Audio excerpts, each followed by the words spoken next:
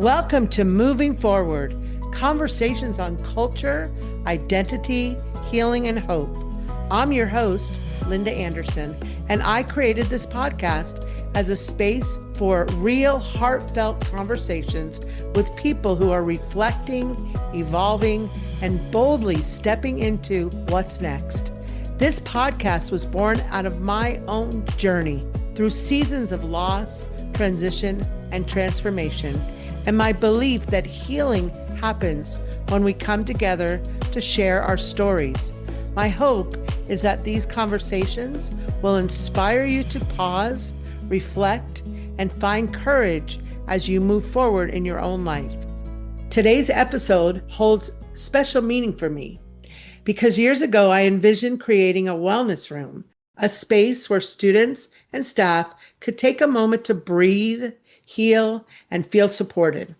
Although I've since retired, seeing that dream now becoming a reality fills me with deep gratitude and hope. I'm joined today by two incredible guests who together brought this vision to life. Vidushi Agrawal, a high school senior whose leadership and compassion made the wellness room possible, and Norma Rodarte Marino, the school counselor at Oliveira Elementary, whose through your lens philosophy reminds us to see and honor the unique needs of every individual. Together, Norma and Vidushi have turned an idea into a living space for reflection, belonging, and healing. This is a true embodiment of culture, identity, healing, and hope in action. Their partnership shows the power of mentorship, empathy, and student voice, and how, when we nurture those qualities, we all keep moving forward. So again, Vidushi and Norma, I am so thankful to have you both on this podcast, and I look forward to our discussions together. Thank you for having me, having us. Okay, here we go. So here's the first question, and you can decide who's going to go first. I know we're in separate rooms here, but that's okay. So let's start with the wellness room. How did this idea first take shape, and what inspired you both to make it a reality?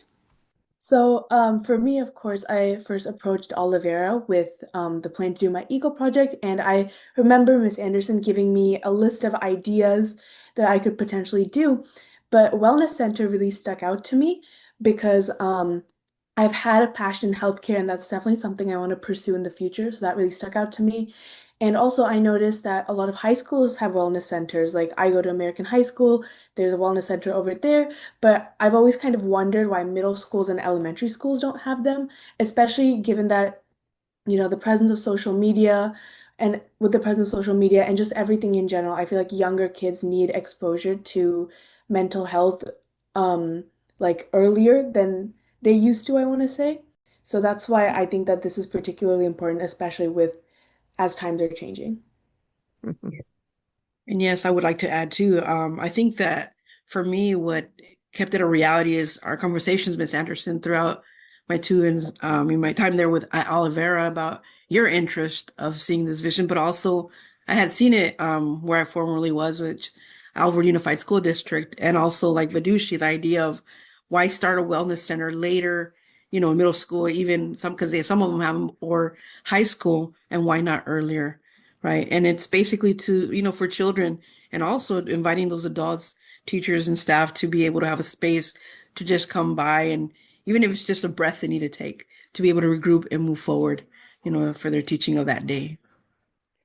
One of the great things about this project is I did work a little bit with both of you last year on it, is just watching the two of you work together and really come up with your own vision of where you want to go. So my wonder to both of you is, how did your shared purpose, because you both have a different purpose here, but how did it evolve as you worked together? I think for me, just listening to Vidushi's enthusiasm about just, I'm here, and I'm interested in this wellness center. And she really just, took it on, and she was really inspired. And to me, I think I mentioned to you, Miss Anderson, that it's so amazing to see our young youth be so inspired and not only have visions, but actually follow through with them. And so every encounter we had with Miss Vidushi, she brought that to light for me. Like we need to, if anything, allow this opportunity because Vidushi has this interest, this desire of making it a reality. Mhm.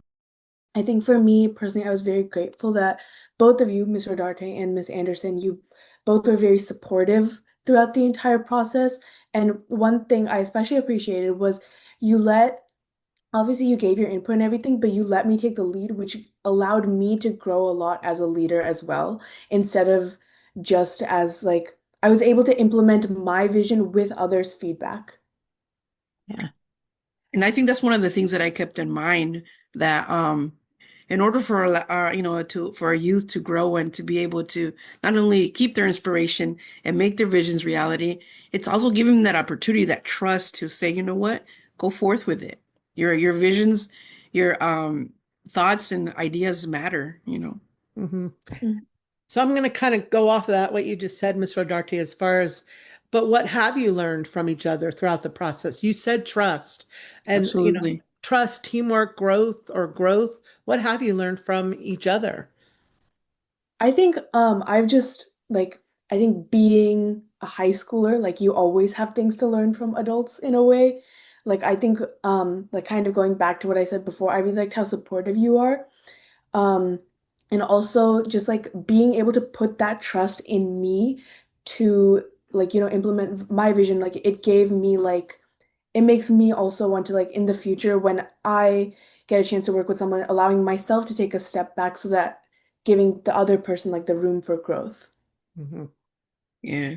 One of the things that I love witnessing in Vidushi is her confidence level. Like I reflect back to when I was a high school student, even younger, like that confidence in me was not there, or at least not discovered yet, you know.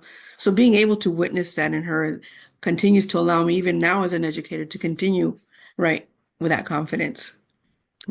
So on that though, Norma, can you share though how not only how did you approach mentoring Vidushi, but in giving her the freedom to explore her ideas, but you have a real thing about that, about really mentoring people. And so I'm going to use this project, but so how did you approach mentoring her, but giving her the freedom to explore her ideas? I think I've always believed that students deserve respect, that they have a lot to offer, they have a lot to share. They do have a vision. If we allow them the space and the opportunity to speak, they teach us a lot. They Mhm. teach us confidence, they teach us understanding, acceptance. Just I have ideas, let me go forth with them, you know, and again to see Vidushi with such inspiration and holding on to it. And like she said, yes, we were there. I was there, provided the time, the space, but again, it's her I was motivated by her because of her inspiration, her desire to see this forth, to see this to come through true. And so I think that's amazing. Like again, to see our young adults just wanting to do something that matters, like a wellness room, right? Our Mhm. mental, emotional health. Yeah, That's right up my alley, you know? it is definitely. So Vidushi, through this whole project, you led a diverse team of volunteers and partners. I loved seeing the pictures and getting that whole team together. But what did that teach you about leadership and communication? So one thing that it really taught me was that you have to approach different people differently.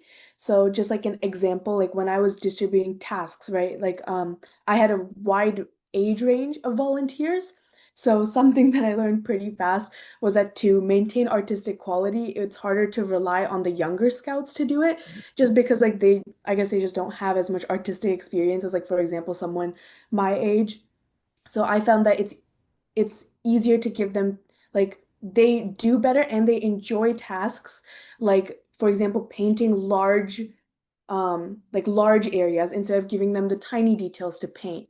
um when hanging up posters, the poster that went up highest, that was obviously done by the adults because they could reach it and to avoid any safety issues. And similar thing with communication, explaining the project to adults had to be explained differently than to the younger scouts and the younger volunteers in general, like explaining the purpose of it, what they were supposed to do, what their role was. Mhm. Yeah. Yeah. So Norma, I'm going to switch to you for just a minute. Your through your lens philosophy fits beautifully with the theme of identity. Can you share what it means to you and how does it shape your work with students? I think that is solely how I do my work, I believe. I think it has to do with my life experiences, right? I think that I try to be for and yes, our focus is students always. My focus is student always. But I believe I've offered this to adults that I work with, like my colleagues, in terms of meeting people where they're at, right? Where we all have we all have had life journeys that are very different, different experiences. But I think that um, I've always tried to stay true to who I am and oftentimes tried to be authentic. And that basically to embody all of me, accept who I am to the best of my ability. Every day, right? We're learning, growing. Do I make mistakes? Absolutely. Do I make bad choices? Yeah. But again, being authentic allows for that space to grow. And it's just, I think it's so important because stereotypes can get in the way and judgment, right? About where we think students should be, how they should be, in terms of just their identity, also in behavior and academic success. But I think it's so important to remain calm and just collective and just remember every student is where they're at, and it's our responsibility to meet them there, provide that safe space, and allow them to be who they are. And of course, within all that, allow them somehow some type of guidance to where we want them to be. Mhm. So, Vidushi, if I can come back to you on that, think about that same perspective. So, how has that perspective influenced how you see others? So, whether it's in your leadership role, volunteering, or even research. Um, so sorry, just to clarify, Sure. the you're referring to the through your lens philosophy? Right. And of the theme of identity. So, Uh-huh. yeah. So if you think about that and you think about through your lens, so as you're working with others and how are you influenced? How does that perspective influence how you see others? So through your own lens, how you work, because, you're a senior, you're young, you're going to college. When you are looking through your lens, how does that help you, work with others in your leadership roles and even volunteering as you look at others, students, and who you get involved in your projects. So if I hope I'm understanding this Yeah. correctly. I'm like not too familiar with the through your lens philosophy actually. Um, I think it's like just your perspective on how is it that you're able to interact with others and how is it that you select certain group or members of and how does that work for you in terms of who you are and how you connect with others? mhm. So a lot of the activities I choose, I would say, I end up choosing them through like interest, and because of that, I end up finding a lot of like-minded peers, I would say. Like for example, like a lot of the research I've done, I found a lot of people who similar to me hold academics at a very high standard, for example. Mm. Like for me, one of my biggest passions is research. So like by by following my interests, I meet a lot of people who are very similar to me. I would say very similar to the wellness center as well, um because I went through with this project. I met you both, who also share a very similar passion to me when it comes to mental wellness and the importance of introducing it at a young age. So I would say like that's reflected in a lot of the extracurriculars and activities I do. hmm And I think, like I said, you're a senior going on to college and what you will want to do with your career, that's going to help too. As you look at different individuals, it goes to this next question really is that I wanted to ask both of you is how does recognizing individual identity help create a healing and hope within a school or even a community? I think it's important because if we truly embrace an individual's identity collectively, whether it be a group or individually, I think that allows individuals to have more confidence and trust in their ability and their work, and also in connecting and what is our vision collectively, or if it's an individual project, like also how is it that we can truly trust ourselves to put forth that vision that we have. Because I think that when people feel safe, when people feel that others accept them, understand them, respect their ideas, we're going to get further with anything, just even an interaction or any projects that we have in mind to do. Mm-hmm. I think one thing I just wanted to add on, like especially regarding the identity piece of it, is I think identity is really important when it comes to healing and hope because everyone has different aspects that they offer. Um, like that, and because of that, it allows for more people to be able to heal. Like, for example, someone's healing, the way someone heals might not match someone else's, but they can both learn and grow from each other's perspectives. Mm-hmm. Yeah. I want the listeners to understand, Vidushi, that your work in science, service, and the arts, it reflects a rich connection between culture and curiosity. But my question to you is, how do those experiences inform your understanding of wellness and empathy? So, one example that I can give is like I volunteered both at a hospital and at a hospice center. And at the hospital specifically, I would work with a lot of patients, whether it was just like wheeling them to different locations of the hospital or just telling them to interact, like just interacting with them. Like I feel like I've learned a lot about them and like I've seen them in like more vulnerable times. So I feel like in a way that's made me a lot more empathetic. I've also a few summers ago in India, I volunteered at a school for deaf and mute children. And I think being at that school, like it made me realize the level of privilege that I have, to be sitting here and just having to talk about their struggles instead of living through it. And that I think is what ultimately motivates me to want to make an impact. Mm, thank you. Norma, back to you real quick. How does culture and lived experience influence the way you support students and create an inclusive spaces like the wellness room? I I'm gonna steal Vidushi's expression of vulnerability.